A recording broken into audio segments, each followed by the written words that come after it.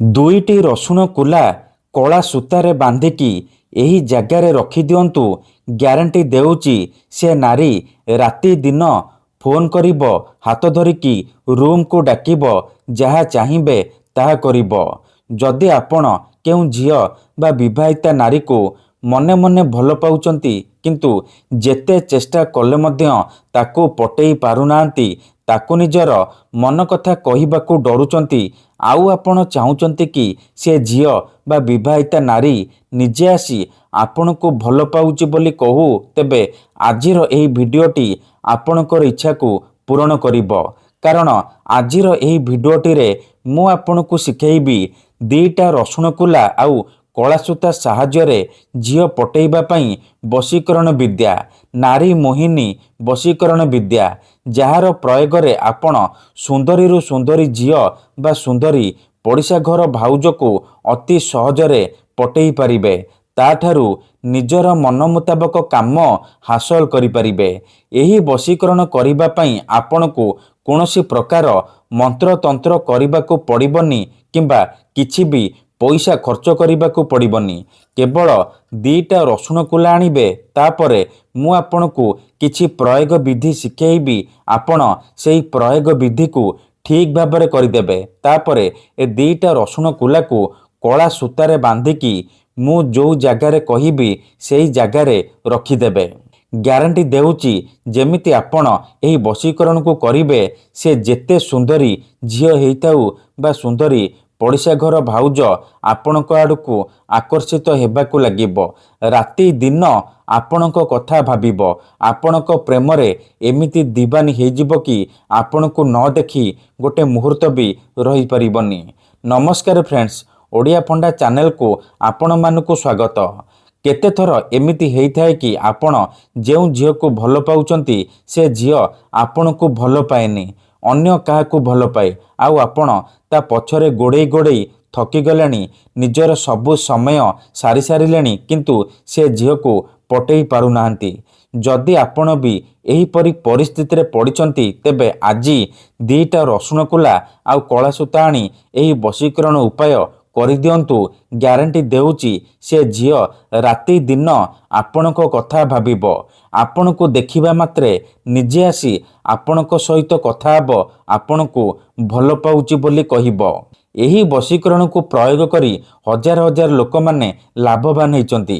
ଶାଶୁ, ନଣନ୍ଦ, ଦିଅର, ଭାଉଜ କାହାକୁ ବି ପଟେଇ ପାରିଛନ୍ତି, ତାଠାରୁ ନିଜର ମନ ମୁତାବକ କାମ ହାସଲ କରିପାରିଛନ୍ତି। ତେଣୁ ଯଦି ଆପଣ ଏହି ବଶୀକରଣକୁ କରିବାକୁ ଚାହୁଁଛନ୍ତି, ତେବେ ଭିଡ଼ିଓଟିକୁ ପୁରା ଧ୍ୟାନ ସହିତ ଶେଷ ପର୍ଯ୍ୟନ୍ତ ଦେଖନ୍ତୁ।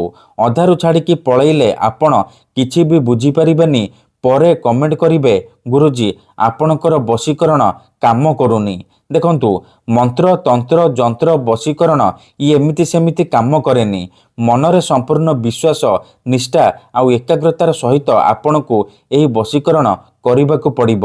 ତେବେ ଯାଇ ମୁଁ ଆପଣଙ୍କୁ ଗ୍ୟାରେଣ୍ଟି ଦେଉଛି ଆପଣ ଯେତେ ସୁନ୍ଦରୀ ଝିଅକୁ ଚାହିଁବେ ଅତି ସହଜରେ ନିଜର କରିପାରିବେ। ଠିକ୍ ଅଛି, ତେବେ ଏହି ବଶୀକରଣ ବିଧି ଜାଣିବା ପୂର୍ବରୁ ଯଦି ଆପଣ ଆମ ଚ୍ୟାନେଲକୁ ପ୍ରଥମ ଥର ଆସିଛନ୍ତି, ତେବେ ଦୟାକରି ଚ୍ୟାନେଲକୁ ସବସ୍କ୍ରାଇବ୍ କରି ପାଖରେ ଥିବା ବେଲ୍ ଆଇକନ୍କୁ ମଧ୍ୟ ଦବାଇ ଦିଅନ୍ତୁ, ଯାହାଦ୍ୱାରା ଆମେ ଯେଉଁ ବି ଭିଡ଼ିଓ ଅପଲୋଡ଼ କରିବୁ ସର୍ବପ୍ରଥମେ ଆପଣ ଦେଖିପାରିବେ ଆଉ ତାର ଲାଭ ପାଇପାରିବେ। ମନେ ରଖନ୍ତୁ, ଏହି ବଶୀକରଣ ବିଧିକୁ ଆପଣ କେବଳ ଶୁକ୍ରବାର ଦିନ କରିବେ। ଧ୍ୟାନ ସହିତ ଶୁଣନ୍ତୁ, ଶୁକ୍ରବାର ଦିନ 3ଟାରୁ ସନ୍ଧ୍ୟା 6ଟା ମଧ୍ୟରେ ଆପଣ ଏହି ବଶୀକରଣକୁ କରିପାରିବେ। ପ୍ରଥମେ ଆପଣ କ'ଣ କରିବେ, ଦୁଇଟା ରସୁଣ କୁଲା ଆଣିବେ ଆଉ କଳା ସୂତା ଆଣିବେ। ତାପରେ କୌଣସି ଏକ ଜାଗାରେ ଉତ୍ତର ଦିଗକୁ ମୁହଁ କରିକି ବସି ପଡ଼ିବେ, ଯେଉଁଠାରେ ଆପଣଙ୍କୁ କେହି ଦେଖିବେନି କିମ୍ବା ଡାକିବେନି। ତାପରେ ଗୋଟିଏ ରସୁଣ କୁଲାରେ କଳା କଲମର ସାହାଯ୍ୟରେ ସେଇ ଝିଅ ବା ସ୍ତ୍ରୀର ନାମ ଲେଖିବେ, ଆଉ ଗୋଟିଏ ରସୁଣ କୁଲାରେ ନିଜର ନାମ ଲେଖିବେ। ନାମ ଲେଖିସାରିବା ପରେ ଆପଣ ଦୁଇଟାକ ରସୁଣ କୁଲାକୁ ଏହିପରି ଏକାଠି କରିବେ। ଧ୍ୟାନ ସହିତ ଦେଖନ୍ତୁ, ମୁଁ ଯେମିତି କରୁଛି ଆପଣ ଠିକ୍ ସେହିପରି କରିବେ। ତାପରେ କଳା ସୂତାରେ ଏ ଦୁଇଟାକ ରସୁଣ କୁଲାକୁ ଭଲ ଭାବରେ ବାନ୍ଧିଦେବେ। ଏମିତି ଗୋଡ଼େଇ ଗୋଡ଼େଇ ଆପଣ ବାନ୍ଧିଦେବେ। ଧ୍ୟାନ ସହିତ ଦେଖନ୍ତୁ, ଇଏ ହେଉଛି ପ୍ରଚଣ୍ଡ ମହାଶକ୍ତିଶାଳୀ ନାରୀ ମୋହିନୀ ବଶୀକରଣ। ଏହାର ପ୍ରୟୋଗ କେବେ ବି ଖାଲି ଯାଏନି। ଆପଣ 2ଟା ରସୁଣ କୁଲାକୁ ଏହିପରି ଭଲ ଭାବରେ ବାନ୍ଧିଦେବେ।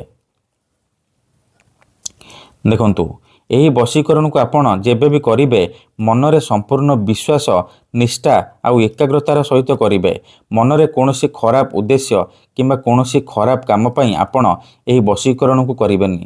ଦେଖନ୍ତୁ, କଳା ସୂତାରେ ଆପଣ ଏହିପରି 2ଟା ରସୁଣ କୁଲାକୁ ବାନ୍ଧିଦେବେ। ତାପରେ ଏ ରସୁଣ କୁଲାକୁ ଡାହାଣ ହାତରେ ଏହିପରି ମୁଠେଇକି ଧରିବେ ଆଉ ଆଖି ବନ୍ଦ କରିକି ସେଇ ଝିଅ ବା ନାରୀକୁ ମନେ ମନେ ଭାବିବେ, ତାକୁ ନିଜ ମନରେ ଭାବିବେ।